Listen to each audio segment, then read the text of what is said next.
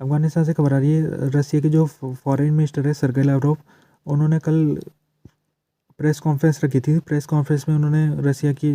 2023 में जो जो रसिया ने काम किया उसके बारे में उन्होंने मीडिया को बताया। तो अफ़गानिस्तान के इशू में भी उनसे पूछा गया, तो अफ़गानिस्तान के सिलसिले में उन्होंने कहा है कि जो अफ़गानिस्तान में इस समय गवर्नमेंट है, डी फैक्टो गवर्नमेंट तालिबान, उसने सिचुएशन को कंट्रोल में रखा हुआ है। और उन्होंने ये भी कहा है कि रसिया की जो एम्बेसी है उसने कभी भी काबुल में काम करने को रोका नहीं था, यानी कि जब तालिबान सरकार में आ रहे थे तभी भी जो रसिया की एम्बेसी है वो काम कर रही थी काबुल में। उन्होंने कहा कि हमने तालिबान के साथ कम्युनिकेशन रखा हुआ है, मेंटेन करके रखा हुआ है कम्युनिकेशन। लेकिन उन्होंने तालिबान से अपील भी की है कि तालिबान ने जो प्रॉमिस किए थे दोहा में,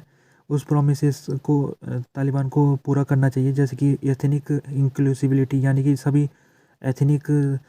तबकों को जगह मिलनी चाहिए सरकार में, यानी कि पश्तून हो गए, तजीक हो गए, हजारा हो गए, इन सभी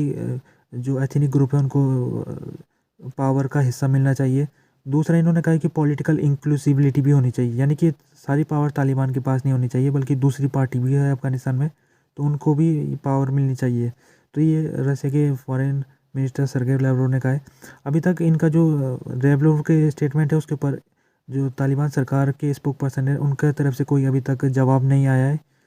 जो पाकिस्तान के पीएम है ककर, उन्होंने अफ़गानिस्तान को लेकर परसों एक इंटरव्यू में कुछ खास बात कही थी, जैसे कि उन्होंने उनसे जब पूछा गया था कि आपने पाकिस्तान में जो हमले बढ़ते जा रहे हैं आपने उसका जिम्मेदार तालिबान गवर्नमेंट अफ़गानिस्तान में जो है उसके ऊपर लगाया था, तो ककर कहते कि मैंने उनके ऊपर नहीं लगाया था, ये मैंने जो आरोप है उनके ऊपर नहीं लगाया था, बल्कि मैंने जो अफ़गानिस्तान में कुछ लोग हैं, जो कुछ जैसे कि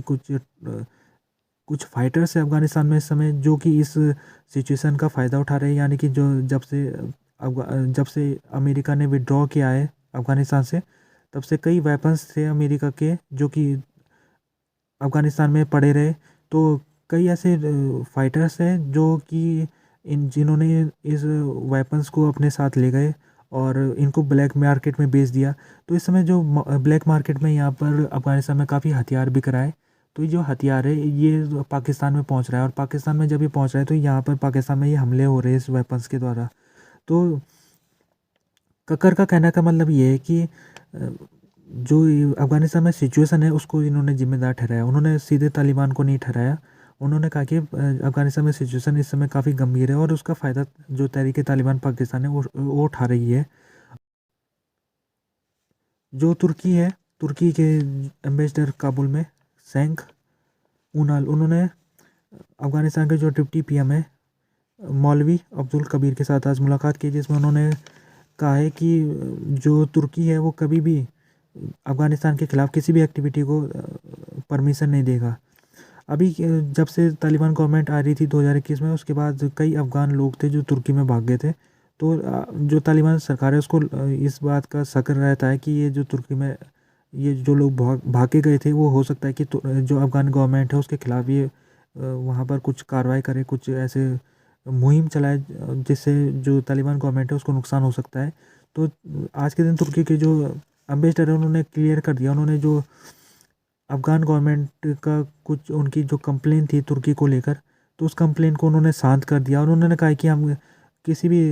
गवर्नमेंट जो हमारी गवर्नमेंट है, जो तुर्की की गवर्नमेंट है, वो कभी भी जो अफ़गान गवर्नमेंट है उसके ख़िलाफ़ कोई भी किसी भी तरीके की जो एक्टिविटी है उसको बर्दाश्त नहीं करेगी।